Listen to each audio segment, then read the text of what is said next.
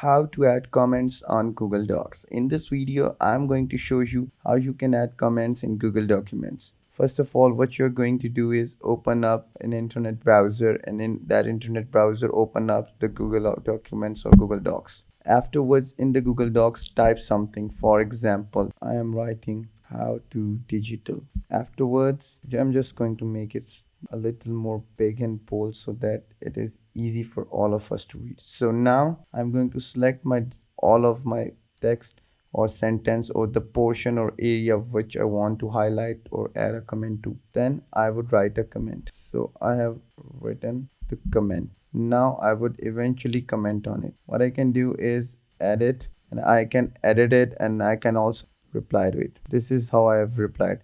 And if I want to link this to something else, I can simply do is link to this comment. I can copy the link and then just paste it so that other person can see my comment. So this is how it is done. The comments has been made on Google Documents. So it was very easy. I hope you guys get the video. Don't forget to like, comment, share, and subscribe. Till next time, take care.